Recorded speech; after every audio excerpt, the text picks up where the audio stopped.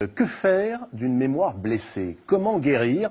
Comment construire un présent? Comment construire l'avenir? Deux livres abordent cette question de notre mémoire collective à travers la guerre d'Algérie et ses déflagrations. J'accueille tout de suite un historien et un romancier. Voici Benjamin Stora et René Victor Pile. René Victor Pile, bonsoir. Bonsoir. Je suis ravi de vous accueillir, c'est un véritable plaisir. Merci beaucoup. Je vais vous dire pourquoi. D'abord parce que vous n'aviez pas publié depuis 17 ans.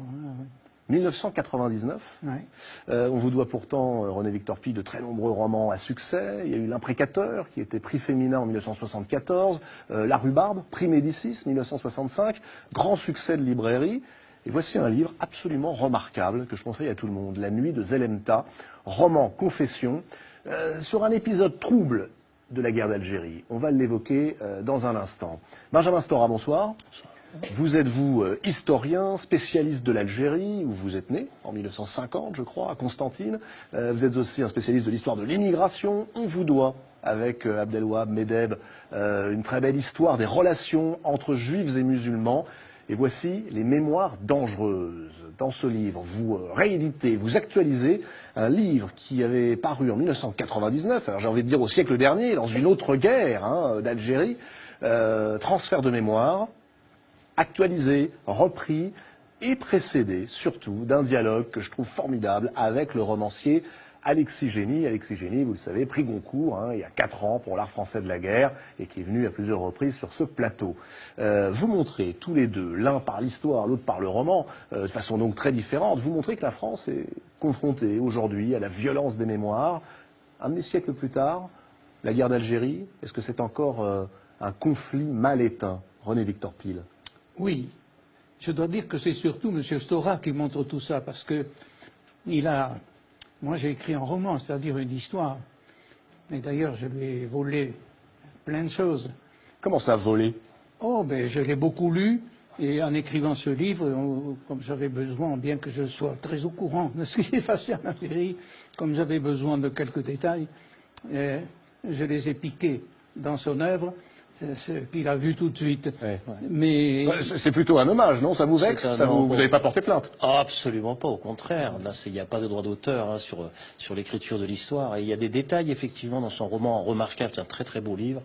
Il y a des détails qui ne figurent pas beaucoup dans les livres d'histoire officielle, comme par exemple l'histoire du 14 juillet 1953 à Paris, qui n'est absolument pas connue, où effectivement la police a tiré sur des travailleurs algériens en plein Paris. Et c'est dans son livre qu'on trouve ce récit très minutieux de cette histoire qu'on ne trouve nulle part ailleurs. Donc j'ai trouvé ça remarquable, parce qu'il y a cette façon de se saisir, disons, de l'histoire, donc des fractions, des récits de vérité, pour nous entraîner dans une fiction absolument incroyable. Feu mal éteint, pour reprendre le titre d'un autre roman qui était celui de Philippe Labro.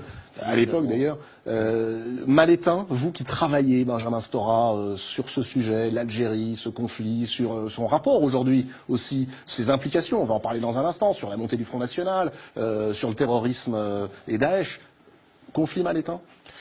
Oui, conflit mal éteint, parce que lorsque j'avais commencé à travailler sur cette histoire algérienne il y a très longtemps, il y a 35-40 ans, j'avais par exemple écrit un livre qui s'appelait La gangrène et l'oubli en 1991, où je croyais que par l'accumulation du savoir académique, on allait, par plus de connaissances historiques, essayer d'éteindre, de cicatriser les plaies, etc. Et malheureusement, 30 ans ou 25 ans plus tard, la gangrène et l'oubli, non, pas du tout. Au contraire, il y a, vous l'avez dit à l'instant, il y a au contraire la montée des extrémismes, des populismes, des mémoires de revanche, des mémoires de rumination qui existent, tout ce que, naturellement, on va discuter, tout ce dont on va parler ce soir. Donc il y a par conséquent, oui, des faits mal éteints en France, mais aussi de l'autre côté de la Méditerranée, mais aussi bien sûr en Algérie, parce que je sais qu'en Algérie, beaucoup de gens nous regardent de l'autre côté de la Méditerranée, et de ce côté-là aussi, il y a encore des conflits mémoriels, des faits mal éteints.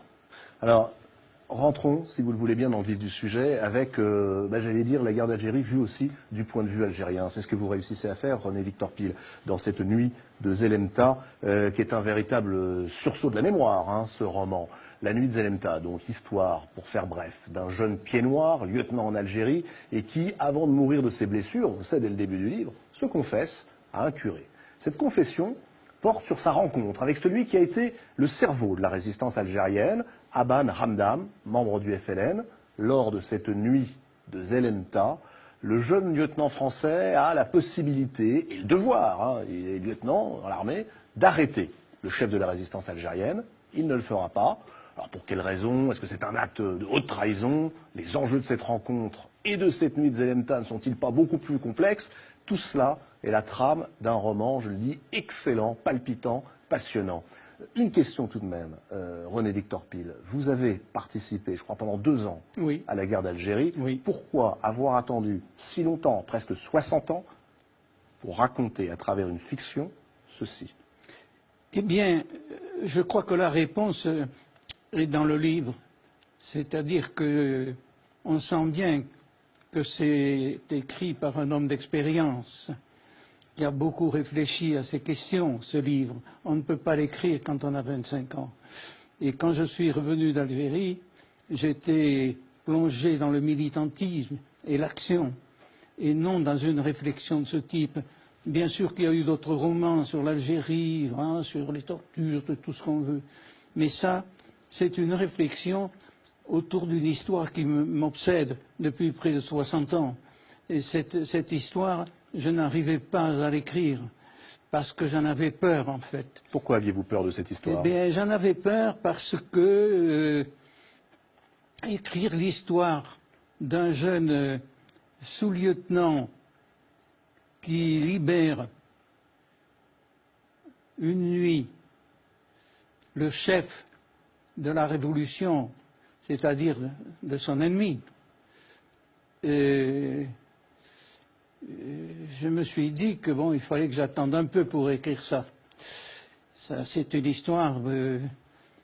J'avais entendu des rumeurs dans les messes là-dessus. Mais il y a aussi une autre raison. C'est que ma réflexion sur l'Algérie, c'est pour ça que j'ai cité M. Stora tout de suite, car il apporte une vision originale et profonde sur ces affaires. Ma réflexion sur l'Algérie n'avait pas commencé vraiment, elle était incomplète. Et notamment ce qu'on trouve dans ce livre, autour de cette histoire, c'est aussi une peinture du milieu pied noir de l'Algérie. Quand je suis rentré d'Algérie, bon, j'avais la tête près du bonnet aussi, bon, parce que ces pieds noirs étaient bien gentils, mais enfin, bon, ils braillaient beaucoup, ils étaient extravertis et tout ça, bon, puis le rapport sur place, pour ce que j'en voyais en tant que militaire, avec les Arabes, était pour le moins plus que contestable, voyez-vous, bon. Ce qui fait que je n'ai commencé à réfléchir à leur sort que bien plus tard. Et le jour où j'ai commencé à sentir percer chez moi le début d'une certaine compassion à leur égard, j'ai commencé très tard à comprendre combien ils avaient souffert. Très tard. Et le jour où j'ai commencé à le comprendre, à ce moment-là, je me suis dit que je pouvais écrire ce livre parce qu'il ne se limiterait pas à l'histoire que vous avez très bien racontée de ce jeune sous-lieutenant, mais qu'à ce moment-là, ça viendrait comme la chair autour d'un squelette, cette compassion. Et puis aujourd'hui, je suis moins dur avec eux, parce que je me dis qu'ils ont vraiment beaucoup souffert. Voyez-vous ce que je ne me disais pas avant. Vous racontez dans ce roman, dans cette fiction, l'histoire d'un jeune sous-lieutenant qui s'appelle Letier. Oui. Le sous-lieutenant qui n'a pas arrêté Aban Hamdan. Non. C'était vous? Non. Je disais tout à l'heure que l'une de mes petites filles m'a posé la même question il n'y a pas longtemps. Je lui ai fait la même réponse. Et comme elle est un peu perfide, elle a rajouté « Mais si ça avait été toi, est-ce que tu le dirais ?» J'allais vous poser la même question. Elle pourra un jour vous succéder. Mais je lui ai répondu non. Je ne dirais pas, non. J'ai écrit un roman, j'ai beaucoup de points communs avec ce homme, mais je n'ai pas le point commun d'avoir été gravement blessé, d'avoir été pied noir. Je suis toujours vivant, merci le Seigneur, mais par contre j'ai beaucoup d'autres points communs. Par exemple, j'étais moi aussi au lycée de Toulouse. Je connaissais Albi. Vous êtes formidable comme romancier. Vous trouvez le moyen de vous en tirer par les détours de la fiction et les petits détails. Bravo. Parce que la fiction, c'est des détours, Oui. selon moi. Attendez, je voudrais faire un détour par ce personnage. Oui. Benjamin Stora, je m'adresse à vous, l'historien, mais sous le contrôle de René Victor Pile, qui l'a forcément quand même un petit peu connu en tant que militaire. Qui est-il? Abad Ramdan, Rahman. en 1957, quand se déroule la fin du livre de René Victor Pile. Alors, Abad Rahman, c'est un des dirigeants historiques de ce qu'on appelle la révolution algérienne, qui a été surtout l'instigateur du congrès de la Soumam, qui a été le premier congrès du FLN. Et dans ce congrès a été affirmée la primauté de ce qu'on appelle le politique sur le militaire. C'est quelque chose de très important dans l'histoire intérieure algérienne. Et puis, il a été celui qui a lancé la bataille d'Alger. Il était un des grands organisateurs avec l'Arbi Ben Midi de la bataille, de ce qu'on appelle la bataille d'Alger. Et comme on le sait aussi, dans cette bataille d'Alger, les principaux dirigeants algériens ont été obligés de fuir la capitale algérienne. Et donc, à partir de ce moment-là, d'aller vers le Maroc, parce qu'ils étaient obligés et contraints de fuir. Mais alors, Donc, vous l'évoquez de politique. manière, j'allais dire, très flatteuse, mais page 214 de votre livre, j'ai lu très attentivement, vous dites de lui, c'est une figure maudite. Ah oui, non mais bien Pour sûr. quelle raison maudite? Parce qu'il a été, comme beaucoup d'autres acteurs de cette histoire révolutionnaire, et c'est très souvent malheureusement le cas dans l'histoire des révolutions, qui dévore, disons, ses propres enfants, un petit peu comme ça a été le cas pour Mohamed Boudiaf, de Hosni Ait Ahmed, qui est décédé d'ailleurs récemment, de tous ces grands personnages qui ont été mis à l'écart tout de suite après l'indépendance de l'Algérie. Donc il a été un personnage maudit, puisque mis à l'écart ensuite avec d'autres personnages algériens. Il a été Assassiné par le FLN? Par les siens. C'est très bien raconté d'ailleurs aussi dans le roman. Il a été assassiné, ça a été raconté par dans d'autres ouvrages bien entendu. Et pendant très longtemps, sa mort a été maquillée. C'est-à-dire que on a présenté cette mort comme quelqu'un qui était tombé au champ d'honneur. Par exemple, c'était dans le journal, l'organe central du FLN El Moujahid, on expliquait qu'il avait été victime de l'armée française, ce qui était faux. Donc ce livre, ce roman de René Victor Pile est très intéressant parce que il nous montre, disons, quelque part un double assassinat. C'est-à-dire à la fois l'assassinat d'un jeune lieutenant français qui va mourir de ses blessures, donc la fin de l'Algérie française, et puis l'assassinat de ce dirigeant historique qui lui-même va être effacé de l'histoire. Ce sont deux assassinats, mais deux effacements de l'histoire. C'est ça qui m'a beaucoup saisi dans ce roman. C'est les effacés de l'histoire à qui vous avez voulu rendre la parole, René Victor Pile? Comment? Ce sont les effacés de l'histoire, les sans-voix de l'histoire pour qui vous écrivez? D'une certaine façon, oui, n'est-ce pas? Parce que c'est un cas particulièrement spectaculaire. Mais j'étais surtout complètement centré sur la guerre que j'avais faite et sur l'époque à laquelle j'avais faite. Parce que M. Ramdan, Abban, lorsqu'il est parti d'Alger, comme le dit Benjamin Stora, il a traversé une partie de l'Algérie pour aller au Maroc, clandestinement, sur sa mule, pendant la nuit. À une époque où j'étais moi-même, c'est ce qui prête à confusion, une fois de plus, parce que j'étais moi-même à ce moment-là, au même endroit, à la même époque, sous-lieutenant, et j'étais chargé de sécuriser la route de Mascara, Frenda, Tiaret, ce qui fait que Zelenta est un lieu-dit qui existe, une ferme, qui était occupée alors par ce qu'on appelle une section administrative spécialisée, c'est ça, sociale, qui faisait les SAS. Une SAS. Ouais. Voilà. Et moi, j'étais chargé de protéger ce secteur. Mais alors, imaginons. J'aurais très bien pu le rencontrer. Alors, précisément, puisque vous faites de la fiction, permettez-moi d'en faire moi aussi. Oui, si vous aviez rencontré Ramdam, et si Letier, ou vous, le rencontrant, l'avait arrêté, est-ce que ça aurait changé? C'est pas la même chose. Est-ce que ça aurait changé le cours de la guerre? Alors, c'est deux questions, ça. Ouais. Moi, personnellement, ah non, là, oh, pardon, la réponse est non aux deux. Non. Non, ça n'aurait pas changé le cours de la guerre. Non, non. Je pense pas. Mais je pense pas. Je pense pas. Mais c'est pas. Non, mais par contre, c'est intéressant à double titre ce que vous dites parce que en tant que sous-lieutenant Pille, en opération pendant la nuit à Zenenta, si j'avais surpris dans Sameshta à Ban Hamdan, j'aurais arrêté. Ça, c'est sûr. Vous ne seriez pas posé les questions que se pose votre personnage? Pas du tout. Pourquoi? Parce que, contrairement à mon personnage, moi, je ne le connaissais pas. Mon personnage, je lui ai fait faire des études à Toulouse, je lui ai fait faire des petits voyages à Albi pour voir sa petite amie, et pour plaire à la mère de cette petite amie, il est allé à la prison faire les bonnes œuvres. Et c'est là qu'il a rencontré, à sa stupeur, ce jeune pied noir, ce chef de la révolution algérienne, qui était emprisonné et qui, à 3 reprises, lui a donné des cours, en quelque sorte, lui a dévoilé ses projets, et ce jeune pied noir qui alors était lycéen n'en revenait pas. Parce que ça, c'est ce que j'ai appelé le syndrome d'Aban, c'est qu'il lui a mis dans la tête que ça ne marcherait pas, la pacification, comme on disait, qui fait qu'il est rentré chez lui en vacances, et tout, dans sa famille, très perturbé. Il ne voyait plus ni son père, ni sa mère, ni ses amis, ni le reste, comme avant. Il a été déchiré par ça.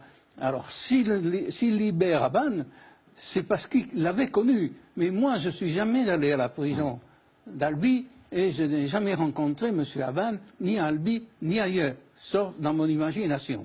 Ouais. Benjamin Stora, dans Les Mémoires dangereuses, ce livre qui paraît aux éditions Albin Michel et que je recommande parce que c'est pas seulement la réédition d'un livre que l'on ne trouvait plus, c'est aussi les liens entre l'histoire et le roman, et puis peut-être aussi ce qu'il faudrait que nous sachions enseigner à nos enfants, aux jeunes générations. Venons à ce point, si vous voulez bien, vous abordez la guerre d'Algérie dans le contexte actuel, c'est-à-dire le Front National, la vague de terrorisme qui a ensanglanté la France l'année dernière. Est-ce qu'il y a un lien entre Front National, terrorisme, Daesh et la guerre d'Algérie? Si oui, lequel? Alors en apparence, on pourrait considérer effectivement qu'il y a une sorte de répétition, de rejeu, de liens, de correspondances qui peuvent exister. Mais ce que je veux aussi démontrer, c'est qu'il y a beaucoup aussi, et c'est ça le travail historique, sous l'apparence des mots, du vocabulaire, des ruptures et des différences, et des grandes différences.